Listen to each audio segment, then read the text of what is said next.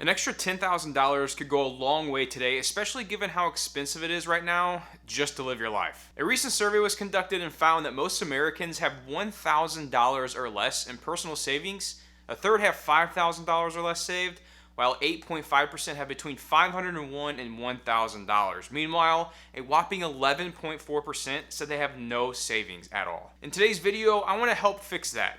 I want to show you how you can save an extra $10,000 within a year. Now, $10,000 sounds like a lot of money because, well, it is. So let's break this down to more manageable amounts to get a better understanding of exactly what this is going to take in order to save this amount in 1 year. $10,000 a year is the equivalent to $833 per month, which equals $193 per week. Therefore, all we need to do is to figure out how we can save an extra $193 every week for 52 weeks, and then boom, you got yourself 10 grand. First step is to think about where you are going to save this money. Is it under a mattress, in an envelope, or even better, how about a high yield savings account? The best part about keeping your money in a high yield savings account is that your money is making you more money. For example, one high yield savings account I recommend is Public. There is a link in my description if you want to sign up for an account today.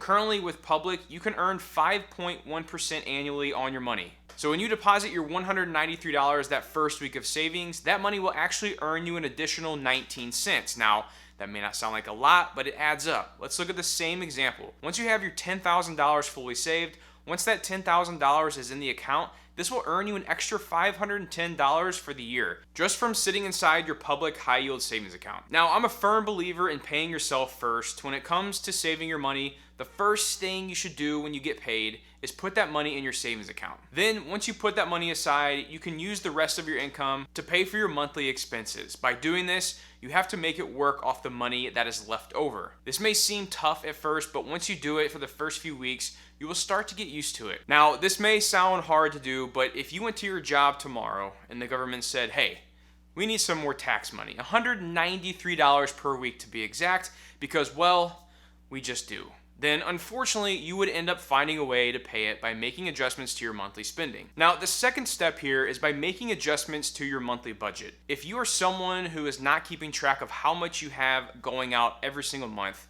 you could be losing hundreds to if even thousands of dollars. Now, I get it. Budgeting sucks, but it is key to taking control of your finances and getting ahead financially, and I highly, highly recommend it. The first step you can do is simply look at your last month of spending and place every expense into separate categories to figure out where your money is actually going. Once you're able to see where your money is going, you can make a plan to reduce the spending in different categories. Here are some that you can start with first. And the first one being food. Now, going out to eat and getting groceries have gotten a lot more expensive over the past year or so. In fact, from 2021 to 2023, food prices have soared roughly 26.7%, except for that good old faithful Costco wiener. With the recent spike in food prices, some things you can do definitely is not going out to eat as much.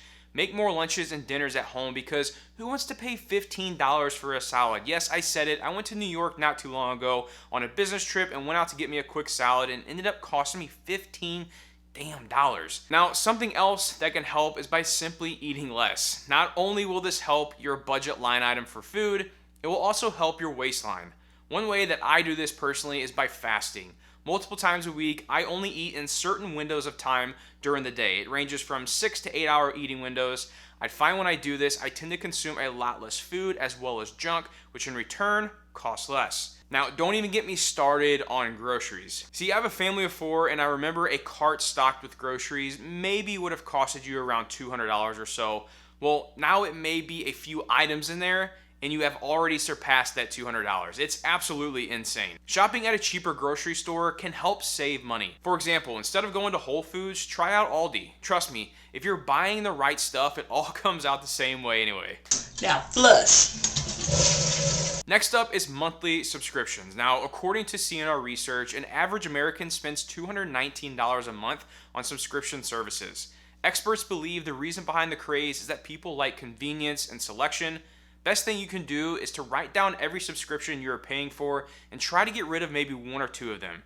This will really help you get closer to saving that $193 every single week. Now, radical change in your budget can also make this possible. See, transportation is one of the highest expenses most Americans face today. The average monthly car payment is $738 for a new car and $532 for a used one. If you know you're in a car that is probably a lot nicer than what you really need, selling the car you have and buying a much cheaper one that still gets you from A to B could do the trick. For example, looking at those numbers we just looked at, the national average for car payments, going from a new car payment to a used car payment would save you $206 every month. Now, the next strategy here in order to save up $10,000 is by simply earning more. Now, some obvious ways is by getting a promotion at your job, working overtime, or simply picking up an extra part-time job. But there is another way you can earn some extra income. Here are some of my personal favorites. First one, cleaning out the house. Guys, sell your crap. One of my wife and I's favorite things to do is list things we don't need on Facebook Marketplace. Yes, sometimes I may get creeped out meeting some random stranger, selling him a toaster for an extra $5, but hey, it's less stuff I have now in the house as well as an extra $5. Less clutter around the house also just makes me feel better overall. It's less stress and less things I have to look at and worry about. Another way you can do this is by starting a side hustle. See, YouTube was one of my side hustles I started, and then it actually ended up becoming my full-time income. But you can do this with anything from flipping couches to selling digital products online, whatever floats your boat. There are many different ways you can make money from side hustles out there. Now, if you guys are very serious about wanting to save an extra $10,000 over this next year, if you follow these steps I talked about in this video, I can almost guarantee you're going to be able to save that money. It comes down to putting that money in a high yield savings account, figuring out ways to save money from your budget line items to lower that amount. Really go in there and look at where your money is going. If you're looking at line item by line item, putting all those expenses into their own categories, there's gonna be ways you can figure out where that money can come from, where you can start saving a little bit more by spending a little less in those certain categories, and hell, you may be even shocked to see at how much you're truly spending on some of these categories. For me, it's food, going out to eat. There's been times in the past where I've looked at the total amount we've spent from just eating out alone, and it was shocking. So you may be able to find some big money there whenever you actually go in and see how much you're spending in each one of those separate categories. And then obviously, last but not least, like I mentioned, was creating some more income for yourself. Starting a side hustle, getting rid of selling things around the house, or simply just working some overtime at your job. Whatever you can do to earn that extra $193 to put inside that high yield savings account, that's gonna make you save that extra $10,000 quick by the end of the year. So guys, thank you so much for watching. I really do appreciate it. And until next video, you all take care.